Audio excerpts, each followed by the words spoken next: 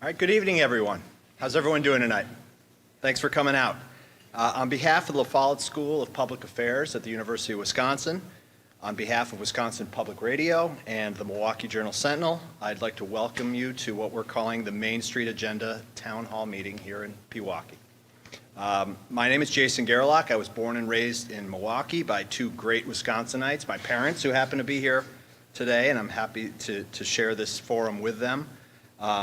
They both have been public servants in their own unique way, like many of you may have as well, and it's wonderful to see people coming together to serve this great state and hopefully improve the political discourse here. I'm also a proud alum of the Milwaukee Public School System, a proud alum of the University of Wisconsin Lafollette School, and I also, ironically, was a delivery boy of the Milwaukee Journal-Sentinel back in the 1980s. So I got that going for me, as was my dad, who delivered it in the late 1950s, I believe, in Whitefish Bay. So we have a nice kinship with our friends here from the Journal-Sentinel today. Over the past 4th of July holiday, the three organizations that are putting this event together came together and said, let's ask Wisconsinites a very simple question. What do you want candidates to talk about as they compete for your vote this fall? Very simple question. And we've gotten over 2,000 Wisconsinites to give us their thoughts. Some of them you've seen on the screen here. Some more thoughts on that you'll hear tonight. The initiative was launched on the 4th of July because it's an important time to pause and reflect about this country and the democracy we have and what it means and why we have acted the way we have over the last 200 plus years and what we can do to continue the glorious tradition of our democracy. So we thought that this event would be a good way to do that. What were the issues you all cared about? Number one was the democracy itself. As sad but true, there's a lot of people worried about whether this great tradition is going to continue or not. And it's under threat from a lot of different directions, both out of Wisconsin, out of the United States, and here with the kind of coarse discourse and the debates over voting and everything else you've heard. So that's the number one issue everyone cares about, democracy. But that's not it. Climate change is right behind, gun policy is right behind that, and also inflation, the state of the economy. And we're going to talk about all of that tonight. But those are the issues that came back that we are going to focus on tonight. Before we go into that, understand what we're trying to do here is kind of conduct a tribute to our democracy. The idea of an open town hall where people can politely and in a considerate manner talk with each other about the issues they care about and hopefully advance the dialogue and come up with some common ground that will help all of us here in Wisconsin, no matter what side of the political fence we're on. So we appreciate you coming out and helping us try and restore what has been a phenomenal 200-plus year tradition. If you have a question for tonight, you can put it on a card and hand it to one of our staff members here, and it will get discussed at some point. And finally, I just want to thank my fellow Lafollette board member, David Lubar and his wife Madeline. They're the ones who are sponsoring this series around the state.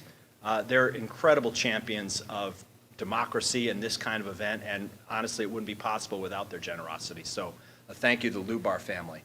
With that, yeah, please. Great Wisconsinites. With that, I'm going to bring up David Haynes. He's the Ideas Lab editor at the Milwaukee Journal-Sentinel, which I thankfully no longer deliver, but I enjoy delivering. And our panel of experts from the Lafollette School, who you can read about in the handout, and let them take us through the evening. Thank you. Have a great night, everyone.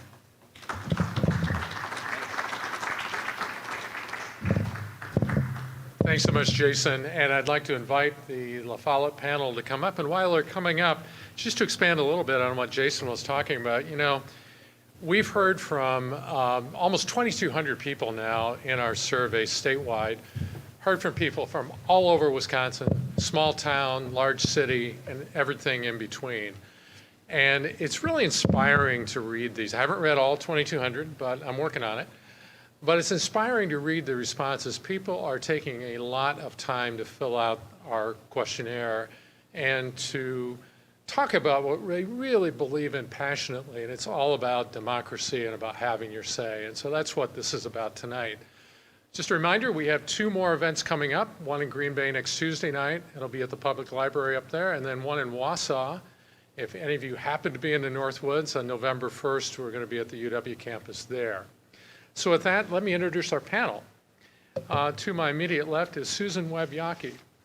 Susan is the director of the Lafollette School and a professor of public affairs at UW-Madison. Her research and teaching focus on the U.S. public policymaking process, public management, regulation, administrative law, and interest group politics. Tonight she'll also have a chance to talk about the Lafollette poll, which we use to help base our own survey that we put together. The Lafollette poll was done, a very great scientific poll. Our survey is not scientific, let me point that out. The Lafollette poll is a really good survey, and we used it to help do our survey.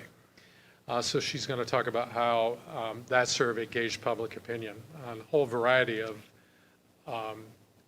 policy topics. Next is Mark Kapolovich. He's a professor of political science and public affairs. He studies and teaches international political economy with a focus on global financial governance, exchange rates, and monetary institutions. He's also going to talk about inflation tonight, which he's been getting a lot of questions about. So we'll be interested to hear from Mark. And finally, on the far left is Ross Milton. He's an assistant professor of public affairs at Lafollette.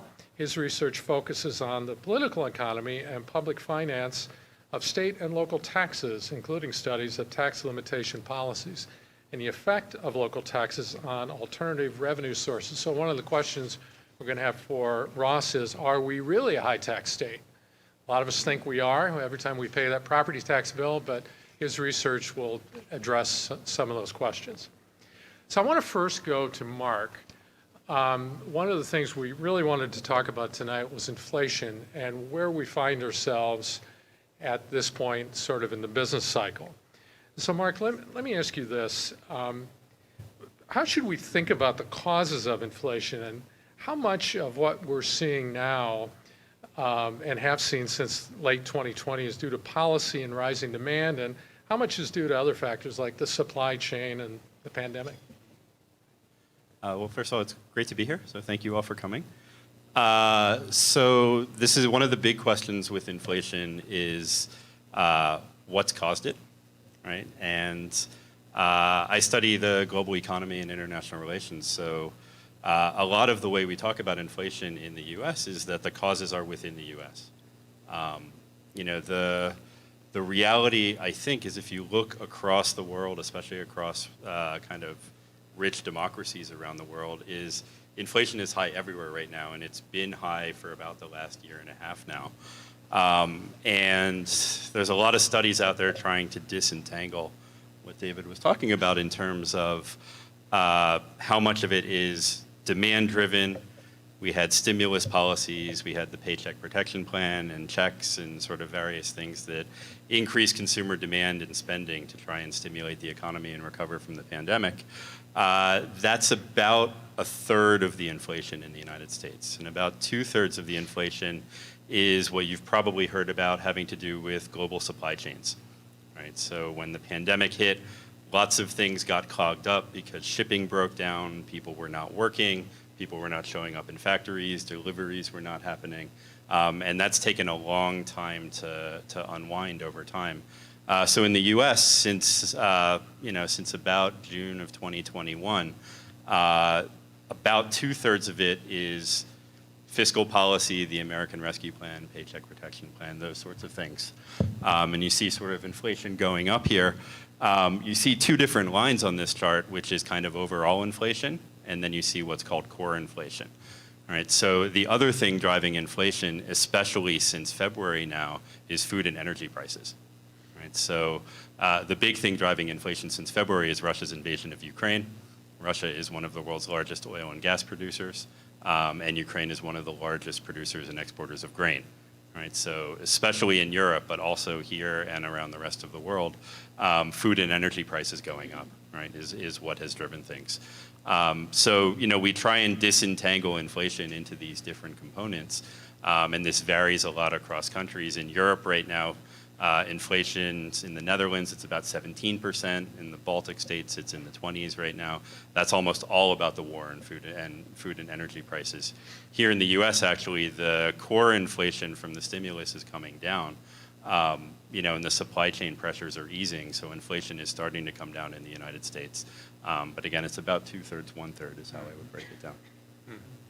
Let me ask you a quick follow-up. So just yesterday, I believe, OPEC Plus, I guess they call it OPEC Plus now, which includes Russia, decided to limit by something like 2 million barrels a day, do I have that right, the amount of oil that they'll pump. What effect is that likely to have on gas prices?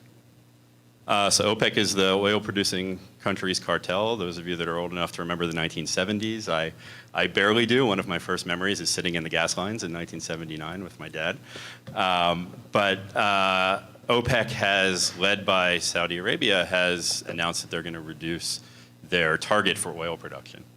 Right? So on the one hand, you might say, okay, that sounds like oil prices are going to go up. On the other hand, if you read a little further into the details of this, what OPEC is doing is lowering the target of its production, but it already isn't currently hitting its target of production. Right? So right now, and I was looking at oil prices earlier today as the financial markets were open, the market price of oil basically didn't react to this announcement, because I think people realize, at least in the kind of short term over the next couple of months, OPEC already wasn't hitting its production target, so lowering that target a little bit isn't going to raise oil prices. If they lowered it further, at some point over the next 2, 3, 4, 5 months, I think then it could have a much more larger and more serious effect. I want to move on to our other two panelists, and I'd like for both of you to take a couple of minutes and talk about a research focus that you're involved with now, something that you're really interested in dying to tell us about. So Susan, let me go to you first. Thank you, David, so much, and thank you for having us here. Again, I'm Susan Yaki, I'm the director of the Lafollette School, and we're so thrilled to have this partnership with Milwaukee Journal Sentinel and WTR. So I'm actually a scholar of the regulatory process, and I don't fall asleep. That's what I like to say to everyone. And I'm happy to talk about that, and I'll talk about that for eons, and I do, and it's actually really important and really valuable. But I think how I would like to use my time is to talk a little bit about the Lafollette School poll, which David mentioned earlier. So it turns out that all three of our organizations were really interested in something similar, and that is, what are the issues that Wisconsinites really care about? And why isn't it that our politicians, or aren't they talking about those issues? And Lafollette came to this a couple years ago, and we are the School of Public Affairs in the state, and we thought we need to have a better pulse on what those public policy issues are. And there's some wonderful polls that take place across Wisconsin, but they're usually horse race polls. They want to know who the candidate is, who's up, who's down. That's actually really important. I'm a political scientist. I find that interesting. But I really care about public policy. That's my real passion. So we wanted to know, what are the public policy issues that Wisconsinites care about? So we did a survey in partnership with the Wisconsin Survey Center. It was a mail survey. It was sent out to 5,000 addresses in Wisconsin. We did a mail one on purpose because people actually read their mail and they don't answer their phone anymore. All right, and it really had a wonderful response rate. We had a 33% response rate, which is very unusual for surveys these days. A lot of what gets reported in the news is a 6% response rate, right? So we were really pleased with that. And our respondents look a lot like Wisconsinites in terms of a lot of different variables, including party. And we also had representation from 71 of our 72 counties, which we're really proud of. So we really want, what does all of Wisconsin care about? Not just what Pewaukee or Milwaukee or Madison care about. What does everybody care about? And what are some of the things that we found out? So one of the things that we asked about were a series of questions, both at the national level in Wisconsin and at the state level in Wisconsin, and saying, how much do you care about this issue? How big of a problem is this set of different issues? And let me tell you that a lot of Wisconsinites agreed on one particular issue as being a really important problem. And when I say a lot of Wisconsinites, I mean Republicans, independents, Democrats, but also women and men and young people and old people and high educated, low educated. The issue was healthcare. Healthcare was the big issue on everybody's minds in our poll. You know, and I would submit to you that people mean different things when they come to the issue of healthcare, right? But that's an issue that people care about, and that's particularly an issue that the independents and the people who identified as people who did not vote in the last election cared about a lot. So how about some other issues? The Democrats in our poll were very concerned about climate change and income and wealth distributions. The Republicans cared more about economic issues, including the federal deficit, as well as government regulations, something that I know a little bit about. The independents in our poll is about 16% of our poll, which matches about how many independents we have here in Wisconsin. Tracked much more with the economic issues and really scored high on healthcare. Young people cared about climate change. Females cared more about race relations and climate change. And what about the non-voters? I mentioned healthcare already, but taxes were really high on the non-voters list. And I'll say just one more thing that we took from our poll, and that is, I mentioned earlier that we asked about the set of issues at the national level and at the state here in Wisconsin. And one interesting finding that we had was that everybody viewed the problems at the national level as more of a problem than here in Wisconsin. Right? And that's actually pretty consistent with what we know from other survey research, that people are really concerned about what's happened at the national level. They're a little bit less concerned at the state level, and they feel most comfortable with what's happening at the local level. And so that we can come back to that later, but I find that to be a really interesting trend from our Lafollette School policy poll. So, thanks, David. Great. And just a reminder, if you have questions for any of the panelists, Lisa has some cards and we have pens, and please write them down and we'll get to them in just a bit. Ross, let me turn to you next. Can you talk a little bit about your research area and what you're doing these days? Sure. Thank you so much all for coming, and thank you for having all of us. So I study state and local taxes and fiscal decisions made by those governments. And when I tell people that I study taxes, first they usually ask me to help them with their income tax return, and then they tell me that they really don't like paying them. And so nobody really likes paying taxes, but at the same time, most people like having roads without potholes and schools that their kids can go to. And so there's a tension, and we have as voters, right, have to decide, well, who's giving us what we are looking for in terms of that mix. And as Susan was describing in the polls, increasingly people care about these national issues. Okay? But the services I just described, roads, schools, and most of the government services that we interact with on a daily basis are really provided by local governments. Okay? And so I study state and local governments because I think those are the ones where that really are need to be responsive to the citizens, because it's what we use all the time. And in our poll, 82% of respondents to of Wisconsinites said that taxes are actually a big problem for them. One thing that I think is really interesting about that is that actually lower income respondents were more likely to say that taxes were a problem. I think sometimes you hear this story like, the rich people, they don't want to pay their taxes, that's why everybody's voting like they are, and there's more to the story than that. Okay? And I think that's particularly the case when we think about state and local taxes. People pay their property taxes every year, okay? And for many households, that's a big share of their income. And so for a state policy, we need to think about, well, what are the types of taxes that we can tax, that we have access to? And in Wisconsin, basically most of the tax revenue comes from a combination of income taxes, sales taxes, and property taxes. Okay? And those have different implications for who's really going to end up paying them. Okay? And so we need to think about, well, what is the tax policy that's both going to support our state and the services we want, and also provide them in a way that we feel comfortable with the equity or efficiency characteristics of them. And that's really what a lot of my research is about. Great, thank you. Mark, let me turn back to you. Again, a question on inflation. We frequently hear that people are really hurting because of inflation, but what does the data tell us about the extent to which that is true? Yes, a great question. I think I have a slide there about the recovery and real income. Next one. If you go one more. There we go. Okay. So this is a really good question. I mean, one of the things probably the main thing you hear about inflation is it's eroding people's wages and it's raising the cost of living.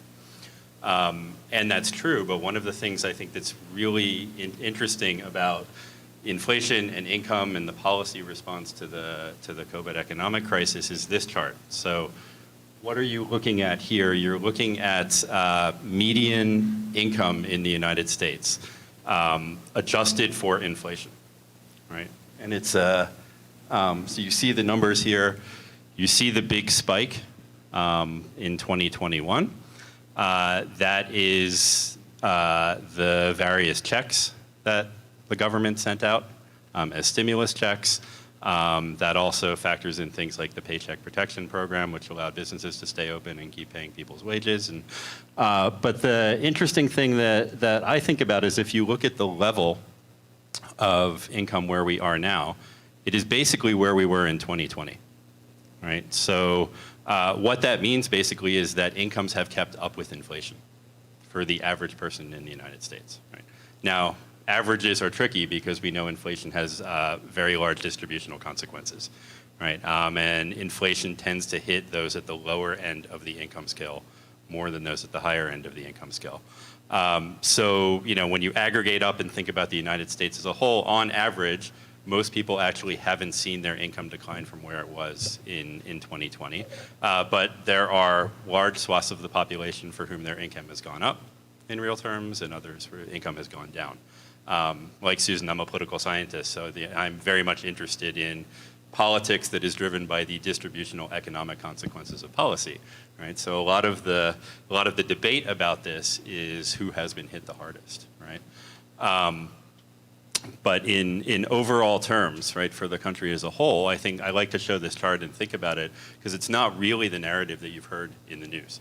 Right? When you pick up the news and you read the newspaper, you hear about inflation is very high, gas prices are going up, people are suffering, and everybody's standard of living has been falling. Right? That's not true on average in the United States. It is true in certain parts of the country. It's true in certain parts of Wisconsin. So there's a little bit of a disconnect, actually, I think, in the way we talk publicly about inflation and what shows up in the data. Great, thank you. Susan, let me turn to you next. So Wisconsin is split pretty evenly politically. We call ourselves a purple state. I would argue we're actually bastions of red and blue. But how does that divide affect the kinds of public policy topics that the candidates talk about, either in this campaign or in others? Yeah, absolutely. Well, you know, there's a couple of different ways to get elected. I know we have a couple people out here who are running for office, right? So there's a couple different ways to get elected, right? So one way is to turn out more of your people. Another way is to have fewer on the other side turn out. Right? And the third way is to activate new people. You know, is it independents or is it not in non-voters, right? So if we think of those as three big levers, you see candidates running ads in different ways to capture those different levers. Right, so you know, you see, particularly at the front end of campaigns, you oftentimes see a lot of warm and fuzzy ads. Look how great I am! I am going to, you know, be a benefit for our state, right? Benefit for our county, any election, right? And those are oftentimes kind of personal testimonial ads. They usually are at the beginning. Toward the end of the ad, and that's really that first lever, right? Turning out more of your people. But as we get closer to an election, and we're pretty close to one right now, the political science says that we get more and more negative ads, and we get more, they call them back-ending. And we know from research that negative ads tend to depress and polarize the electorate. So they tend to depress the voters on the other side as opposed to inspiring your voters. And I think that does have a bit of a malaise over the campaign season, and you know, if you live in Wisconsin, you've been seeing a lot of ads over the last couple weeks. But I really want to talk about the last group, and we're not getting any ads for the last group. right? The non-voters, the independents, the folks in our Lafollette policy poll who said healthcare, right? They're the ones that haven't been as targeted. And you think our marketers and our micro-targeters should be good at this by now, right? But we don't see a lot of activation on that end. I think that that's a problem for Wisconsin. And I think that's one of the reasons why there is this general malaise around the campaigns and elections right now in our state. Great, Russ, let me turn to you. You're the tax guy here, and I'm not going to ask you for help with my income taxes. Thank you. TurboTax works just fine for me. How does Wisconsin compare to other states in terms of the amount of taxes we pay? Are we really a high-tax state? It's a great question, and it depends a little bit on exactly what the question the question you're asking is. If we just look at like the amount of tax revenue that the state generates from its citizens, whether that through businesses or personal income tax, right? Then Wisconsin is really right down the middle. Okay? And that's true whether you compare Wisconsin to just its neighbors or whether you compare it to the country as a whole. I think we're about the 25th ranked state in terms of the total amount of taxes paid as a percentage of total income in the state. Okay? If you look at it on the particular types of taxes, okay, you get a little bit of a different story. We are a relatively high property tax state, okay? So people do pay a bit more in property tax as a percentage of total income in the state than in most of other states, okay? We're by no means like off the chart, okay? But it is true that we pay a bit more in property taxes, right? But that in turn means that we pay a little bit less in other types of taxes than the resident of many other states, right? And that's a policy decision that the state makes. Okay? In Wisconsin, local governments really only have access to changing their property taxes. So that means that the state runs a show in terms of deciding what the mix of these taxes really is. Okay? If you would rather pay less property taxes and think that we should pay more income taxes or more sales taxes, right, you can't really go to your school board or your city council and ask them to do something about it. They can't. Right? They really can only change their property taxes. It's up to the state government to decide that mix. Right? And so just a quick follow-up. I've often, and I don't know if your research would address this, but I've often thought that because we tend to pay the property tax in one big lump sum often, or a couple over the course of the year, it sure seems like a lot. And I think it is a lot, actually. But that's just me. But do you think that there's a perception issue there about the property tax because of the way we pay it? That's absolutely the case for some people. We like to say as tax economists that the property tax is a more salient tax. People are just like more aware of it than they are really any other type of tax, whether it's income tax. It just kind of comes out of your paycheck, and you get a tax refund when you file it sometimes, and actually it seems like a bonus, but that's just getting some of the tax revenue they took from you already back. You actually gave the government a free loan in that case. Whereas the property tax, many people actually write checks. Some people, the mortgage company does it for them, in which case it could be a little less salient. And there's pluses to that. It means that people are really aware of what local governments are doing with their tax revenue because they wrote that check. You really feel it, and so people maybe pay more attention to how that's getting spent. Right? That could be a good thing, right? But it has some costs, and there's some sort of downsides to the property tax. Compared to an income tax, it's regressive. It hits lower income households harder because low income households tend to spend a larger portion of their income on housing than do high income households. And so you really have to think about the pros and cons of these different types of tax revenues. It's true for sales taxes too, right? The low income households spend a larger portion of their income than do high income households. Right? The income tax can be progressive, where high-income households pay a larger portion of their income as income taxes. Okay? And so if that's what you're going for, that could be an advantage to one or the other of these different types of taxes. And there's trade-offs to all of them.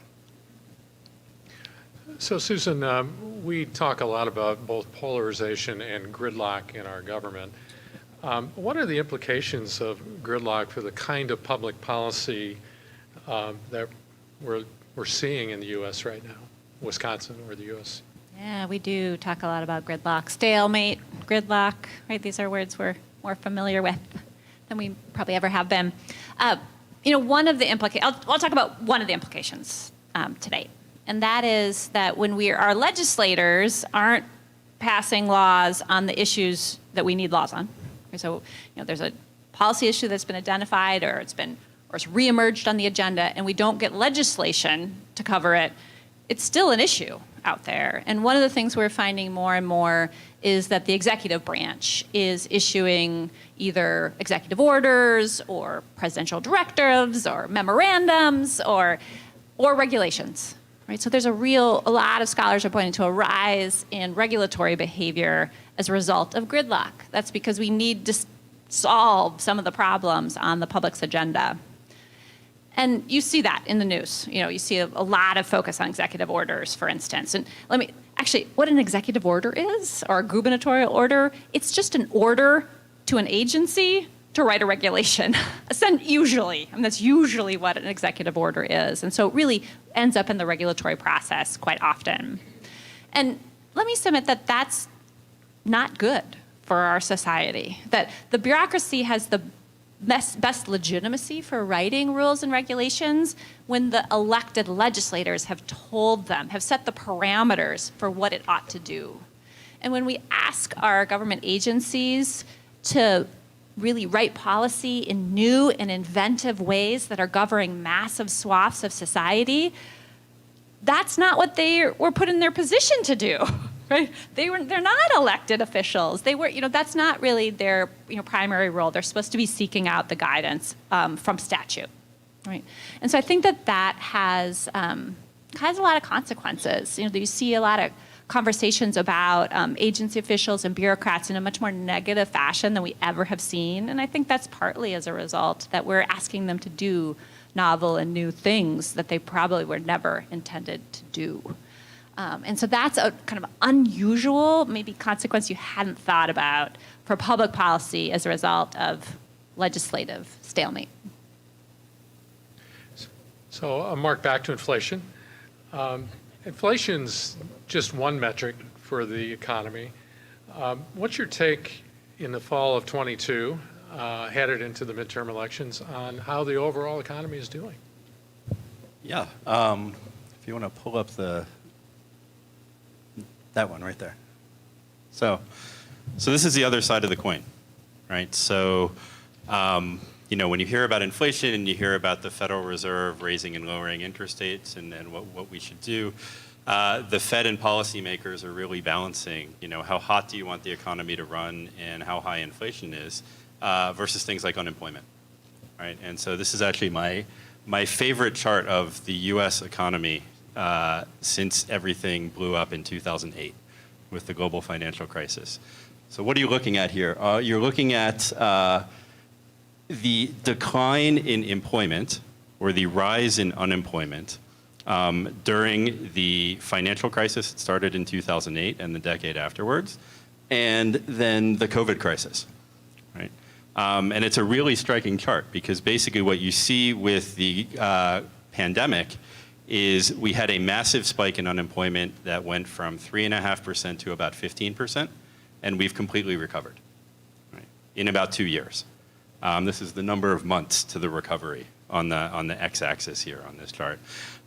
In 2008, it took us a decade, right? So, one way to think about the economy right now is we did a lot of government policy response in the forms of various types of stimulus, and that contributed probably about 3% extra inflation than we would have had otherwise from the supply chain pandemic-related things I was talking about earlier. And that's a lot of inflation, certainly a lot more, again, those of you that remember the 1970s, right, higher than we've had in about 35 years. On the other hand, we didn't lose a decade to bring unemployment back down. Right? And if these numbers relative to the recoveries in other countries, right? In other comparable countries, if you look at Europe, if you look at Canada, the US has had a much more rapid recovery, right? So I'm a political scientist who studies political economy. I think about there are trade-offs in everything, right? And one way to think about the trade-offs is for a little bit more inflation, right? Which if the estimates are right, probably sometime in the next year and a half, we're going to be back close to target of inflation. We've had a much, much faster recovery than we did last time, right? You know, and people will view those trade-offs very differently about the how important and how serious a problem is inflation versus unemployment. But I like to show this chart and talk about that because, again, the relative amount of coverage that we've had about inflation in the news over the last year versus the amount of, you know, how much has unemployment recovered, how quick has the U.S. economy recovered, there's been much more of the first and much less of the second. Great, thank you. Well, let's move to some audience questions. We've got quite a few great ones here. The first one, Mark's going to go to you because it's about inflation. When you attribute some of inflation to energy, how can you and others ignore the Biden policies that have suppressed the supply of U.S. oil production? Indeed, we saw inflation prior to Russia's invasion of Ukraine. So where does the idea of drill more supply of oil fit into the whole inflation scenario in your view? Yeah, no, it's a good question. I mean, most of the oil that we produce in the U.S. actually goes for export, right? And there's sort of different grades of oil, and there's refining capabilities and whatnot. So, in the short term, there's not a whole lot any presidential administration can do to, say, increase the amount of gasoline that's available, right? If we have a sort of big shock with gas prices. So, you know, in terms of over the last year and a half, how much of the rise in gas prices, for example, was due to the Biden administration's policies on drilling? Probably not very much. Over the medium-term period, you could think there's more. We have a strategic petroleum reserve, and the administration has released a fair amount of oil to try and offset, right, the shortages in oil prices. But oil is a big global market, right? And as David was talking about earlier, the big oil producers, like the Saudis, you know, are sort of going to do their thing regardless of what we are doing. And the Canadians are also producing oil. The Russians are producing oil. So the big shocks have been about the supply chain capacity in moving oil around the world, right? And again, since February, the war and sort of Russian restrictions on oil and gas exports, that has driven up the world price of oil, right? And even if the U.S. was going to increase drilling and production, that world price of oil is much, much higher. One of the privileges of being the largest, most powerful economy in the world is your currency gets to run the global economy. The cost of that is many global commodities are priced in your currency, right? And oil happens to be priced in dollars, right? So for all of these reasons, the price of oil was going to go up, regardless of what the U.S. government did in terms of drilling. And over the last year and a half, that's what we've seen. And as those pressures have started to ease, we've seen things like gas prices come back down now. So this question is about shared revenue, and I think between Ross and Susan, you can probably tackle this. So please discuss how shared revenue at the state level impacts local government budgets. And does Wisconsin give more or less shared revenue to its localities in most states? I'm very much hoping Ross is going to take this one. So I can address this question to some extent, and I'll do my best. So shared revenue is a particular system in Wisconsin that actually doesn't necessarily exist in all states. Okay, but in all states, the state government provides some amount of support through one way or another to local governments. Right? Here we have a system that we call shared revenue, but it might be called something else and might work in very different ways in different states. Okay, so it's hard to compare exactly that to other states. But one thing we can look at is like what portion of the tax revenue is generated at the local level versus at the state level. Right? So in Wisconsin, all of the income tax is generated at the state level, right? And almost all of the sales tax. Okay? And that's not necessarily the case everywhere. local income taxes are quite rare, although they do exist, but local state taxes are more common, local sales taxes are more common in some states than they are in Wisconsin, right? We have very small bits of local sales tax, except for in Waukesha. So in that sense, like we can kind of think, well, how much of the revenue like is the state getting, and like you can think about how much are they paying for rather than local governments, okay? And we have a big property tax here that funds our local governments. We do have a somewhat larger share of revenue is coming from the local level than in many states. Okay. Susan, this I'm hoping is for you. So since elections have become all about the money, how can we level the playing field so that it's more about issues and policies? And then the questioner also wants to know, will we ever see campaign finance reform? All right, well, let me start with the first one first. I mean, this is a tough one, right? We need our citizens, like you, to demand that people talk about the issues that they care about. I mean, we need more gatherings like this. We need more institutions like the Milwaukee Journal-Sentinel and the Wisconsin Public Radio to be covering stories that people care about and not just the horse race. I mean, that's part of the answer, right? Because at the end of the day, elected officials are going to go where the votes are. And if the horse race is turning people out in the competition, then they're going to go there. And if voters are demanding that we talk about issues in debates, we don't have, there are debates happening in Wisconsin this year, but not as many debates as we've had in the past, right, among candidates. That's one of the ways we can suss out differences on issues.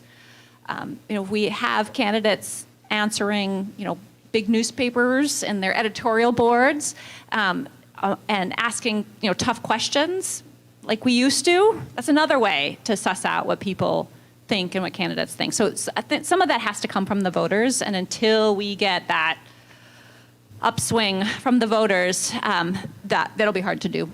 It'll be hard to do.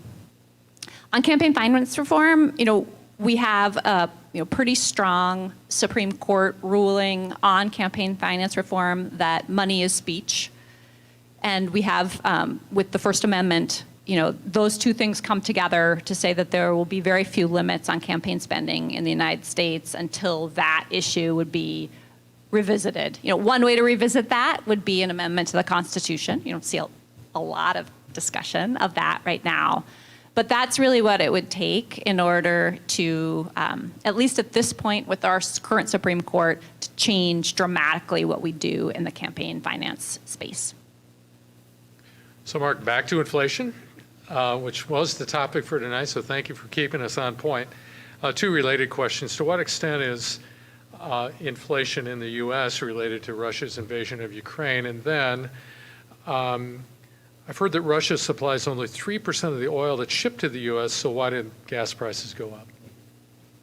So the second one is related to what I was just talking about with oil being a global market, right? So Russia only provides 3% of the oil to us, but they are one of the largest exporters of oil in the world, right? And so when they are not churning out oil into the global economy at nearly the rate they were previously, the price of oil goes up in global markets, right? And that sort of happens everywhere.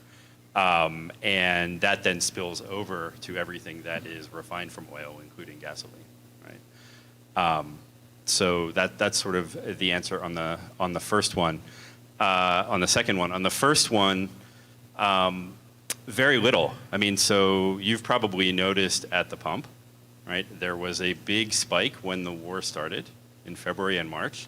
Oil prices went from about $80 to $120, I believe, and gas prices went from somewhere in the 3s to almost 5, right? At least that's what it was in Madison. In other places it was higher. We're basically back on both oil prices and gas prices to where we were before the start of the invasion. Some of that involves, over a multi-month period, there's ways to address the supply shortages and move oil around the world and things like that. Some of that is markets kind of panic in the short term because they don't know what the future is, it's uncertain, and then we sort of see, how things are going to play out. So in the U.S., the inflation right now, there's a little bit of a hangover from the sort of demand-side stimulus policies, and supply chains have shortages have eased, but not completely, and it's a little bit food and energy. If you go to Europe, though, it is almost completely food and energy right now. Right? So I mentioned the Netherlands at 17%, Lithuania, Latvia, and Estonia, the inflation rate is about 20–25%. They are being hit much, much harder than us right now, and almost all of the spike in inflation, right, in Europe right now is on the food and energy side. Right? So we are insulated from that, right, in many ways, because the U.S. is in general a more closed economy than smaller European countries. We produce a lot of our own food, and we're more insulated on the energy side than European countries are. Germany is the big country right now that, with the Nord Stream pipelines being completely closed off right now, all of the political debate in Germany right now is about rising energy prices. What are people going to do about heating costs in the winter and things like that? So we're sort of fortunately insulated from that, but these are big global problems that aren't going to go away over the next year or two. So I think we have time for about one more question. There's some related questions. I'm going to ask the questioner, if he or she doesn't mind. There are a couple of questions about how the survey was conducted. Do you mean the survey that we did, the Main Street Agenda survey, or the Lafollette poll? The Lafollette poll. Okay, great. So did reproductive freedom come up? That's a great question. The Lafollette School Policy Poll was fielded about a year ago. And because of that, the list of questions that we were tapping did not include reproductive rights. If we were going to do it again, and I actually hope that we do, we'll have a slightly different list of questions that would be included in terms of the polling. And then two other related questions related to that. Did gun violence come up in the survey, and if so, what were the findings?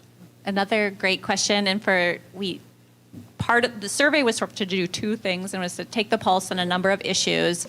Unfortunately, gun violence was not the one that we took the pulse on. That is in the Milwaukee Journal Sentinel poll, and that is polling very highly.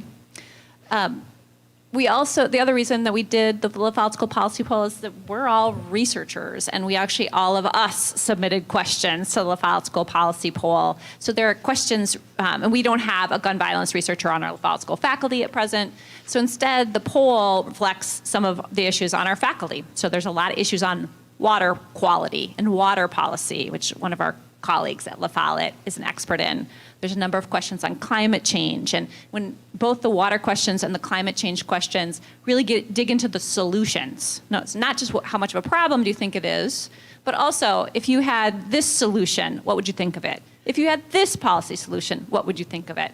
And I really encourage you, take a look at the Lafollette School Policy Poll online.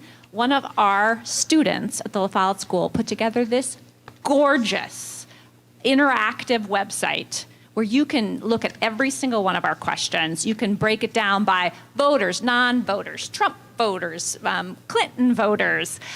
You can break it down by young people, highly paid people. You can look at it, you can slice it any way you want to, and you can find out a lot about questions on things like another big question bank on race relations, for instance. One of our colleagues at the Lafollette School is quite interested in policy solutions around race relations. I encourage you to check it out. Oh, great. So we're going to do a quick shift here. Thank you to our panelists, Susan Yaki, Mark Kapolovich, and Ross Smith. And now we're going to hear from a panel of citizens from this area who filled out our survey, the Main Street Agenda survey. And Jim Fitzhenry, who's the executive editor of the USA Today Network in Central Wisconsin, is going to lead that. Jim?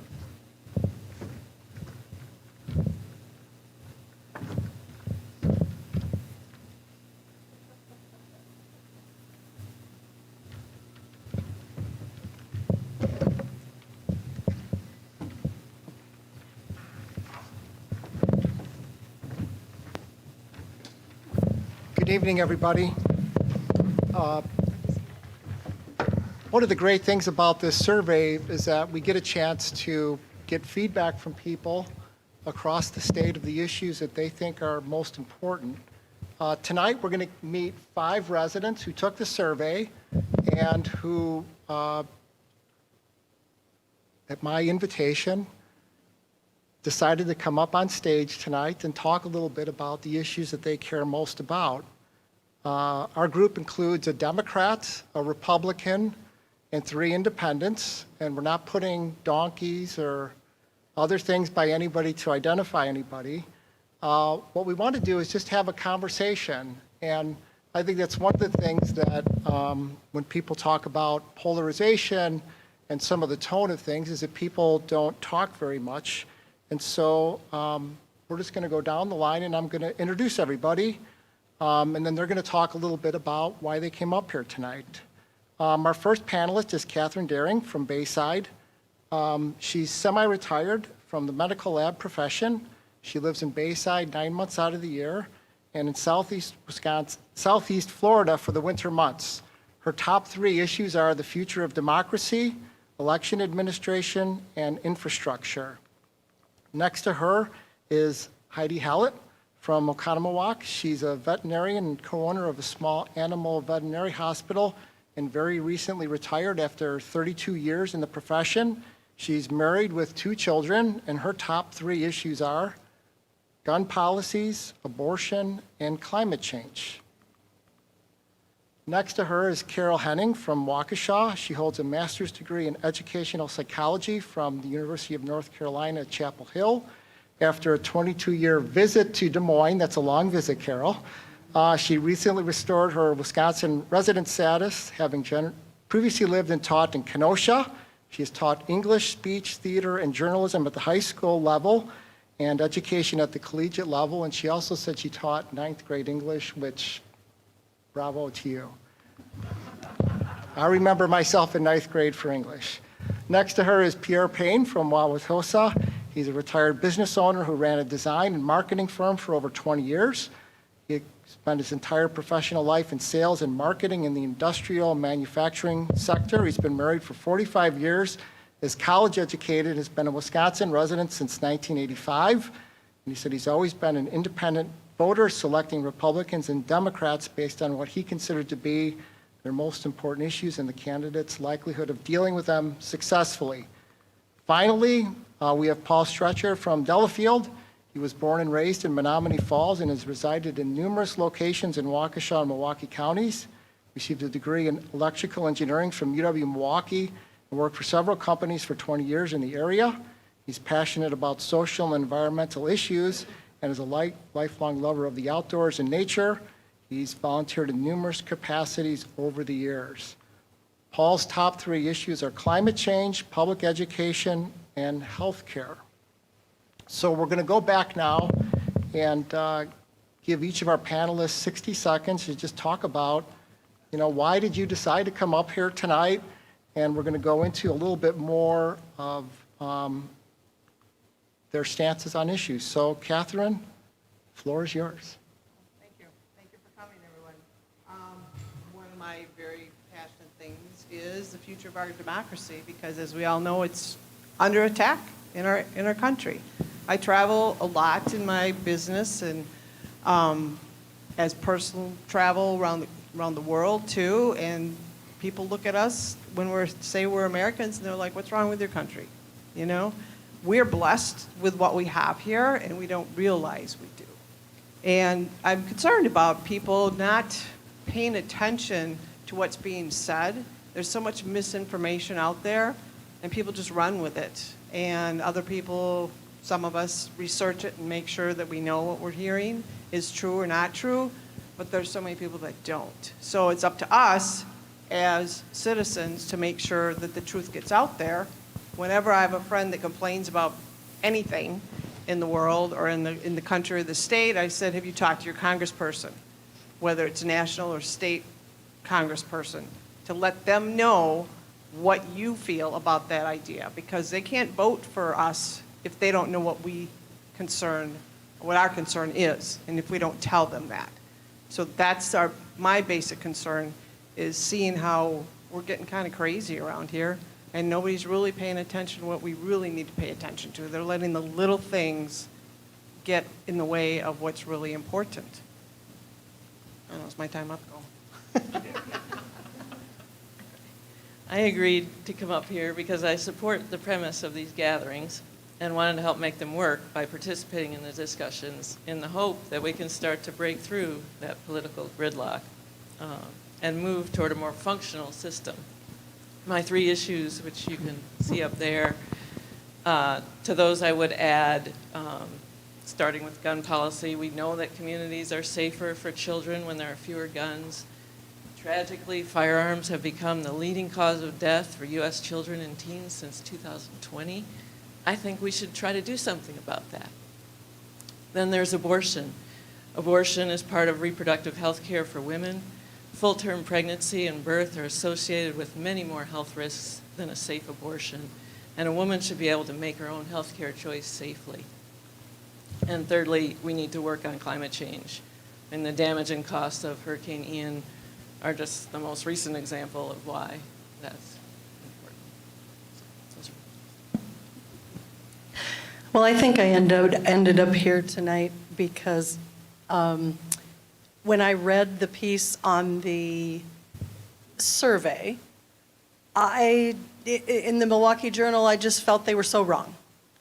I looked at the top issues that people were responding with, like climate change and the health of the democracy, and I said, have they been to the grocery store recently?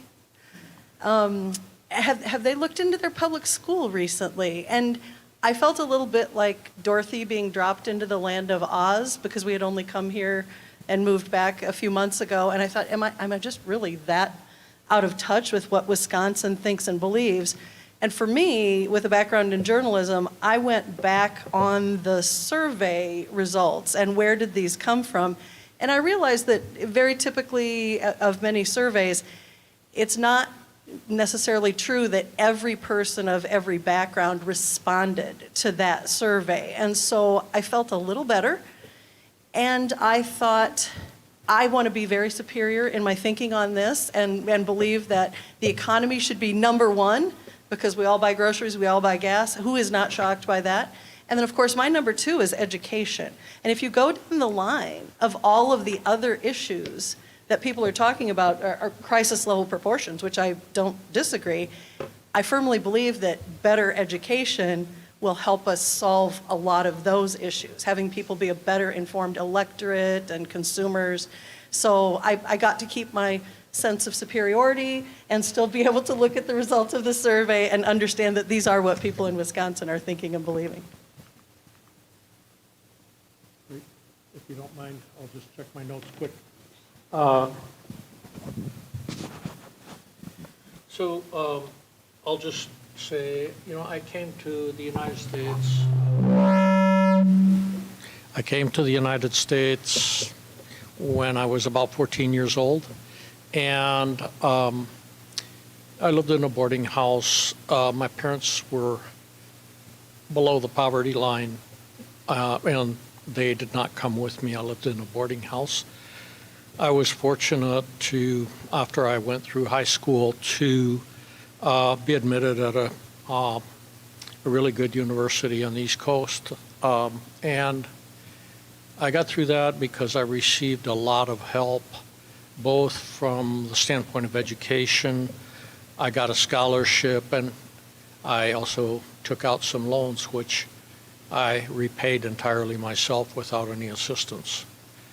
So the point that I'm making is, once I had bought my business and I'm retired now, I consider myself to be an extremely fortunate person who has totally benefited from the American political system, the American entrepreneurial system, and the educational system that gives people assistance to a degree that few other countries in the world do. So the reason that I've selected democracy as my top issue is I see all of those benefits being at risk, I, as mentioned in my bio, have voted for Republicans and Democrats based on their positions on critical issues, their experience, and their competence. So I try to pick people, not based on party lines, but based on what they actually have done, what they're able to do, and the results that I expect to see from them.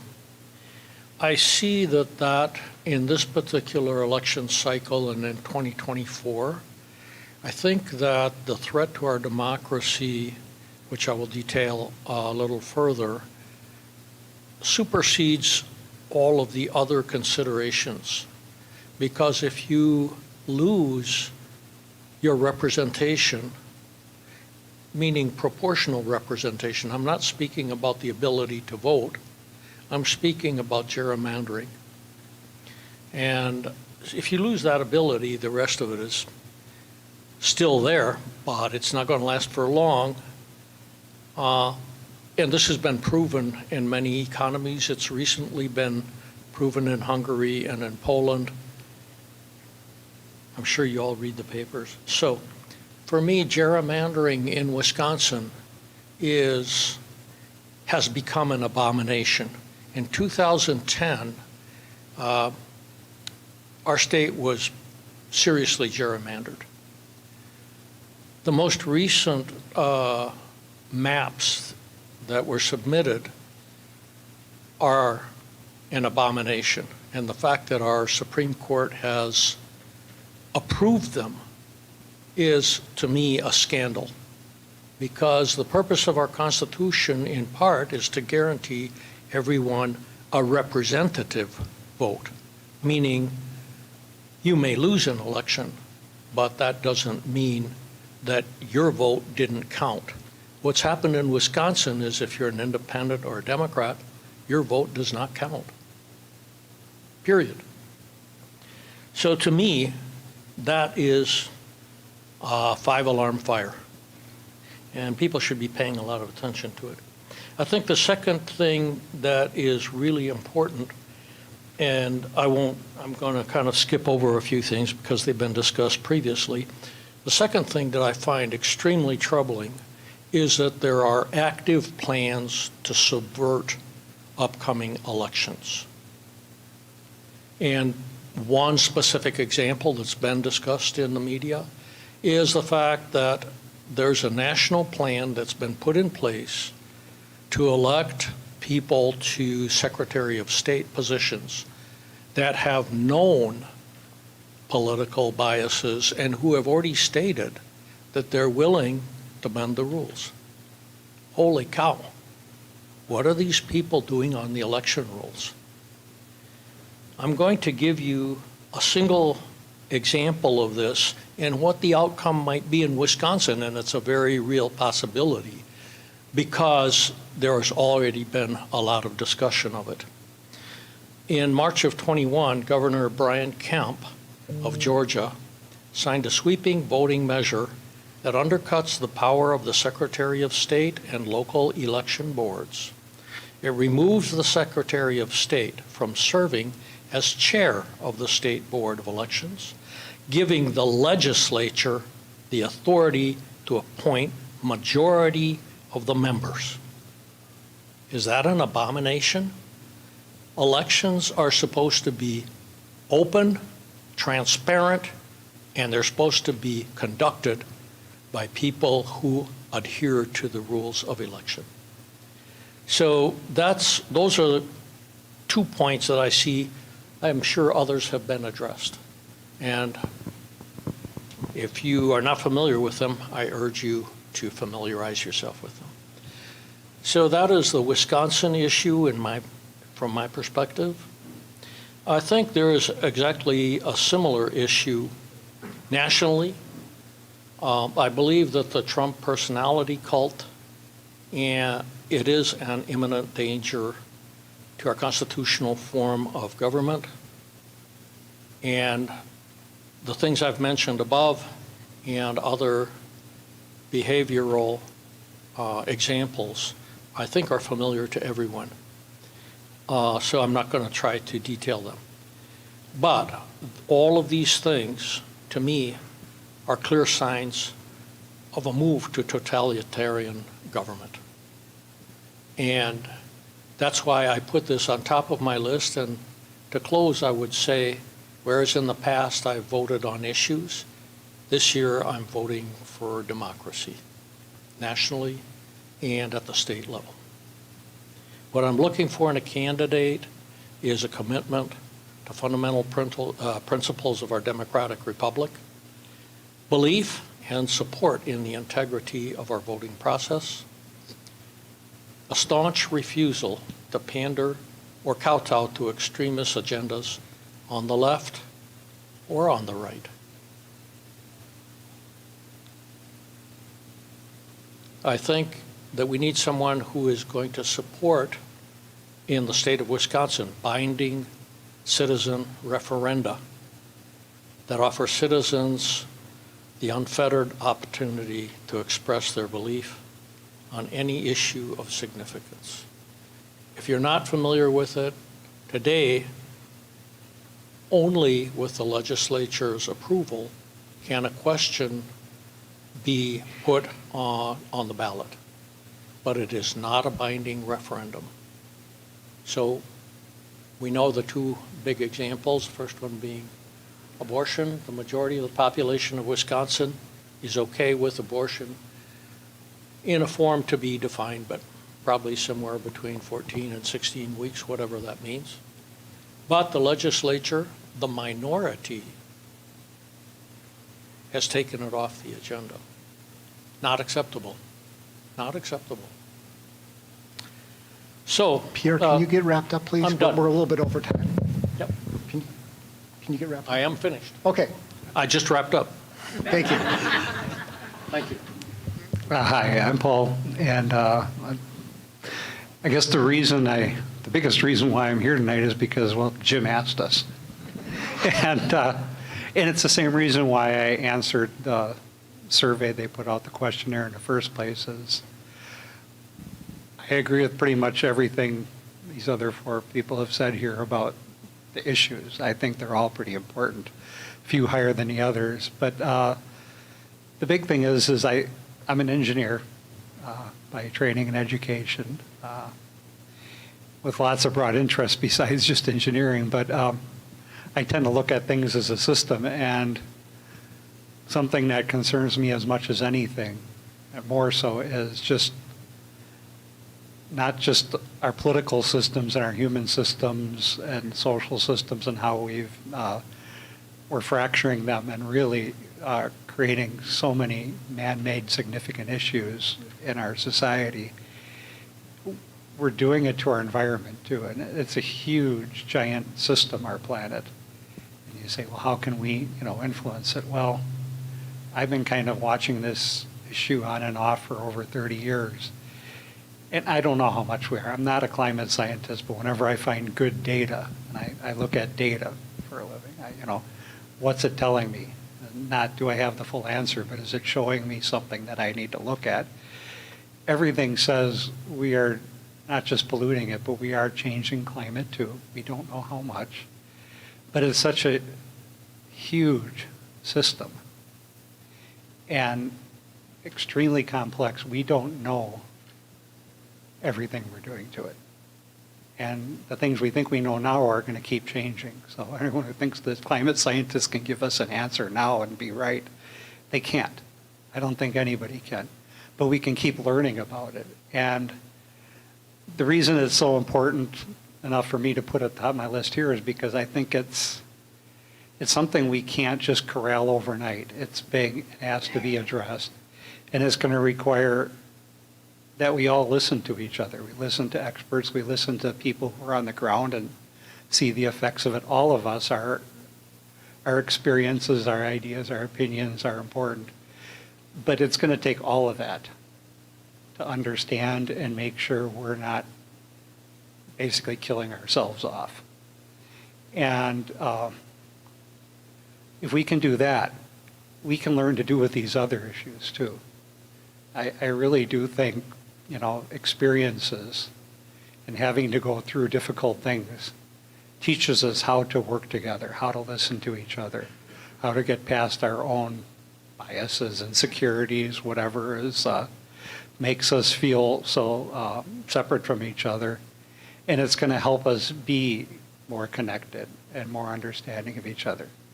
I don't think it's a cure-all, but I think the process of having to go through that could very well point the way to help us learn how to do the rest of this better.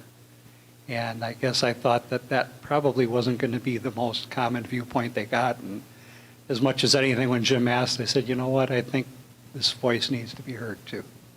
So thanks. Thank you all for responding. I think between Dave and I, we've probably read every single survey. And the thing that's amazing about it is that just with these 5 citizens who came up here tonight, people have very thoughtful, very precise, very passionate feelings about issues. And the one thing that I've observed, and even though I do work in a newspaper, in a newsroom, and media, is I don't often see those things reflected in our coverage, and I really don't see them seriously reflected in campaigns. Can any one of you want to just pick that up? Are the issues that you so thoughtfully and precisely talked about, are you seeing candidates talk about these things this fall? Anybody want to answer? I'll start. Hard no. Because we moved back, I've been going through the websites of various candidates. We've been back and forth because our children live here, so I see the TV commercials, but I don't know what these people are about. I don't know exactly what they say about issues that are important to me. So I've been digging down onto websites and seeing absolutely no structural detail whatsoever. And I think some of that is the reluctance for anyone to put out what they truly believe and intend to do for fear of being ostracized, criticized, maybe violence committed against them for whatever particular reason. I just, as a voter, need to know some essential facts of what candidates think and believe and intend to do. I may not agree with them, but then I know. And I'm definitely not getting that at this point. Anybody else want to pick up on that? Some of it I've seen when I've researched the candidates over the last couple of elections is Ballotpedia, I think it's called. Often has a decent background of somewhat of the candidates, and if they have already been in politics of some sort, you can go into there and see how they've judged or how they've voted in the past on issues. And depending on their background of the candidate, what they've done in their life so far in relation to whatever issue that you're concerned about, you can find it not necessarily on their websites. You got to do a little more research someplace else, read the different newspapers or listen to the NPR, WPR. It's my favorite source of much of my information, PBS, those kinds of things. But you have to do your own research. Sometimes you do have to dig farther. Because they're only going to me, the websites are just generic. Okay, this is what, it's easy to put out there for everybody. But if you really want to know what they're doing, see what they've done in their past. See what they've done in their, if they already are an elected official, how have they voted in the past? That information's out there. You do have to dig for it, but you can find it. But in the campaigns, not necessarily, because if they're being nice and not cutting down the other side, which is unfortunately in the United States too common. They're not out there saying what they really can do. I know they're limited to what they can say they can do too. Everybody wants to blame the president for certain things that he's done, but it's the Congress that makes most of the rules. The president doesn't. Same thing with the governor. It's our Congress that does that, not the governor. They have the last say-so sometimes. But you have to get back and dig down sometimes to find out your own research and talk to other people that maybe are affected by them. I think the interesting thing was, Paul, you mentioned climate change being an issue for you. I don't think in the hundreds of TV ads that I've seen anybody do anything on climate change. Is that something you've seen? No. I see very little substance of addressing issues in the ads either. When there is, it's usually very cursory and it just alludes to what they think, but not really says what they think or what they intend to try and do about it. And I see nothing about climate or how big a challenge it really is for us. The interesting thing is when Susan talked about the Lafollette survey is that survey talked about the environment and climate change. And for people of both parties and all age groups, that was a huge issue. Given our legacy in the state of environmental stewardship, you think that more people would be talking about that. And it seems to be like a key area of disconnect. I agree completely. Understatement. I kind of see them picking issues more that they think they can rile up people about that will vote for them, and twisting the facts often on these issues. And so I wish people would think for themselves and realize when they're being manipulated by outrageous claims.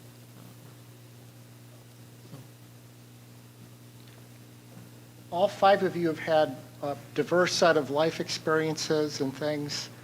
Do you have any advice? What would you like to see change to get people more engaged in the system and campaigns actually do some of the things that we've talked about of addressing issues, debating more, having more opportunities for citizens to get involved? Well, I haven't been to school in a long time, but my impression is that... Can you speak it to the mic? Oh, I'm sorry. I have not been to school for many years, at least not formal school. But my impression with younger people, and I don't know what age group I'm focusing on, but maybe 25 to 35, something like that. My impression is that they have very little knowledge of our political system.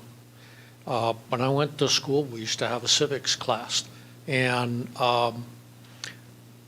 in that class you learned about the function of our democratic republic. You learned some smattering of the Constitution, or maybe we learned it all and I forgot it.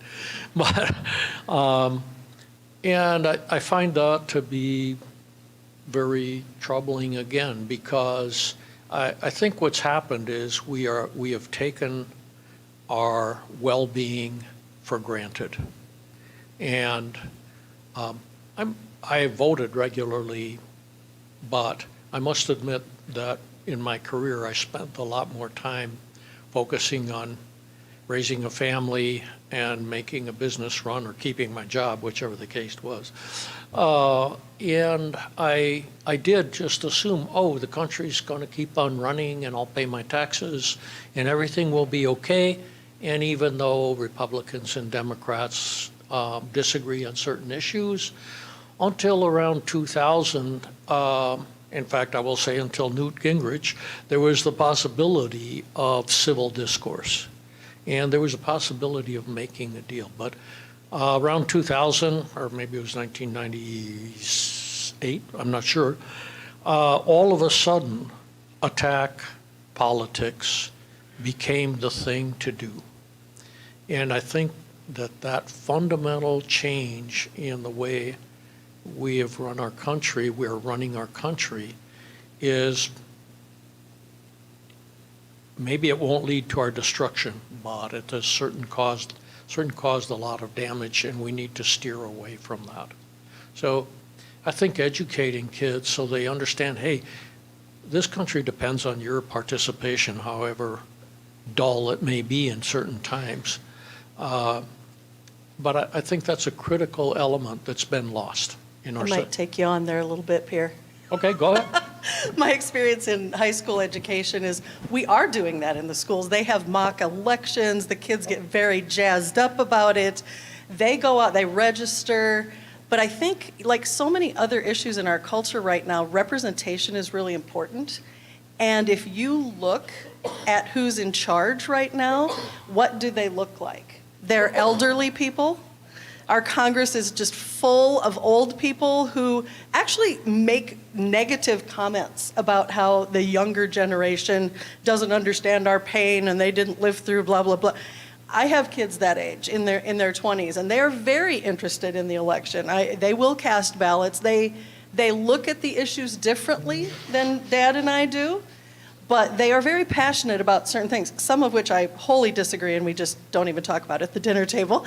But I think the schools are doing this, and I do think that youth, and I'm going to use that 20s area, they are very interested, but they also don't necessarily know how to plug into the system and to generate that passion and support for them to become elected officials. I came from a school district where one of our students, an 18-year-old boy, served on the local school board for 6 years while he was in college at a nearby university.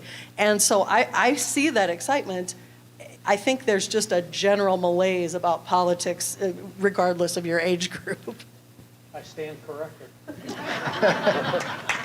Well, fact is important, right? That's what we're talking about, so.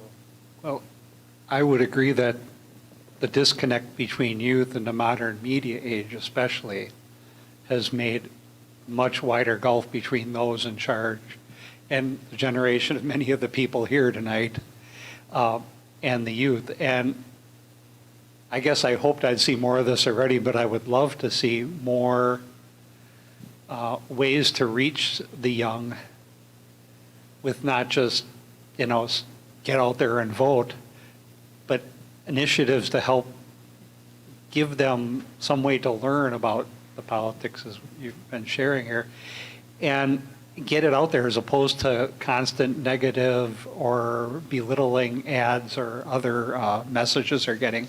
Get stuff out there that informs, doesn't prop things up, doesn't tear things down, but informs them in a broader and more massive way, because this media age is here and we can't stop it, but if we don't change it and get it to work for us better, you know, I don't know that there is much hope of changing it.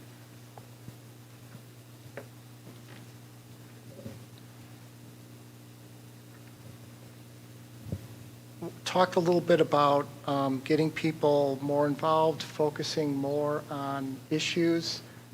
There's not going to be a lot of debates on some levels for the governor's race. They're still in discussions about the Senate race.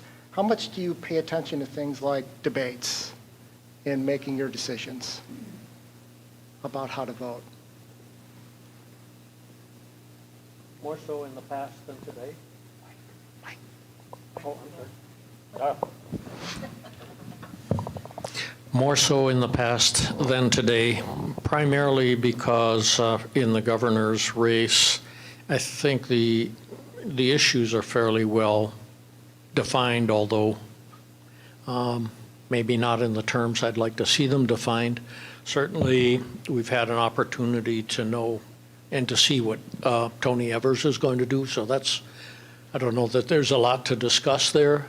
As far as Michael's is concerned, I mean, I haven't seen anything that he's put forward of any substance, you know, any definition. I mean, he says, you know, his ads say taxes are up or whatever. The price of fuel is up.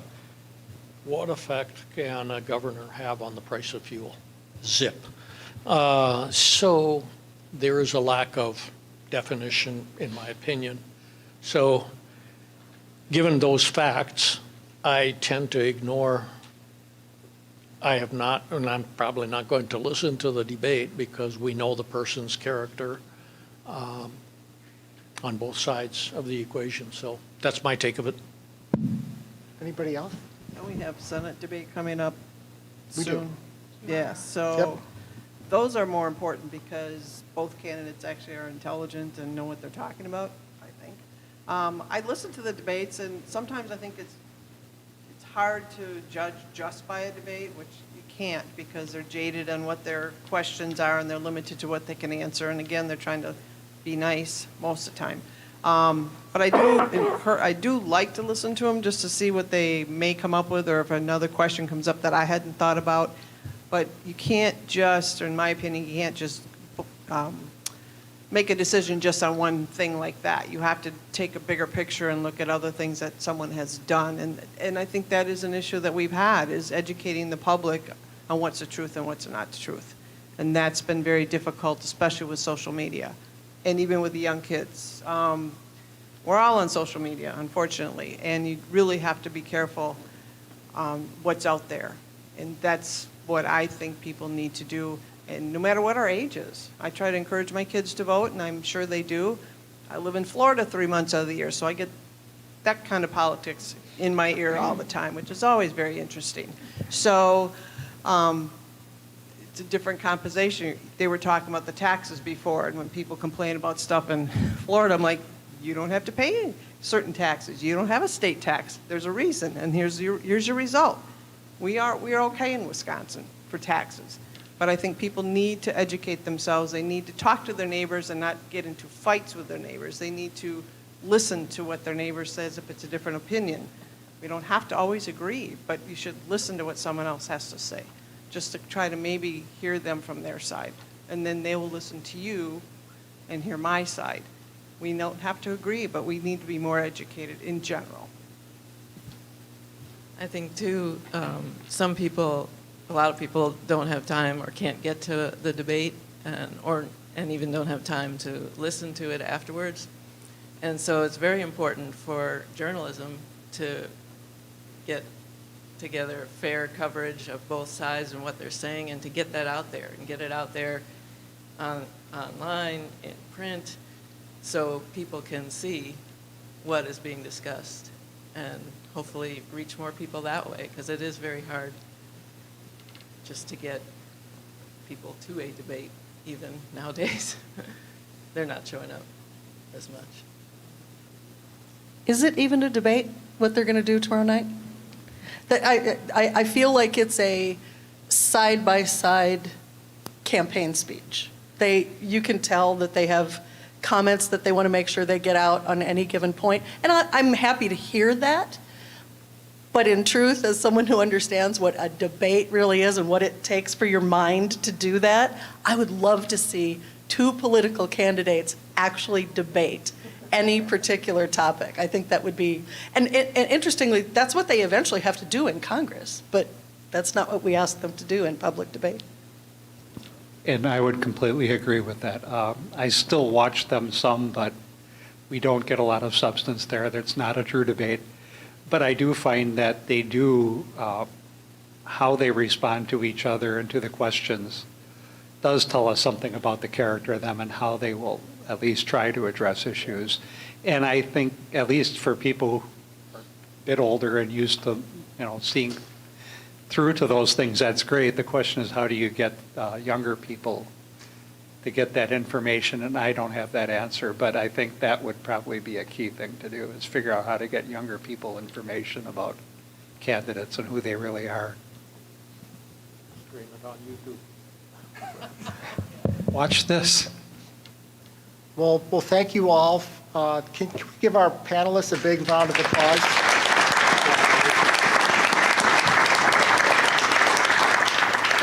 I think one of the main takeaways is people can sit down in comfy chairs, have a good political discussion. You could tell that people had different perspectives, different points of views. Everybody was civil. They talked about their issues. I think we all benefit from that. So thank you all for coming out here and doing that this evening. Thank you, David, and to our Lafollette faculty members for sharing your expertise and knowledge with us.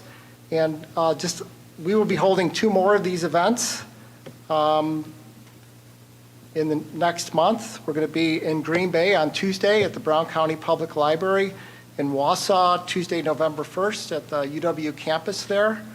And if you want to see a replay of this, you can see it at JS Online on our YouTube site. Thank you to David and Madeline Lubar for sponsoring our events, and the Ingleside Hotel for hosting it tonight. And most of all, thank you for attending and watching online. And please remember to vote on Tuesday, November 8th. Thank you and good night.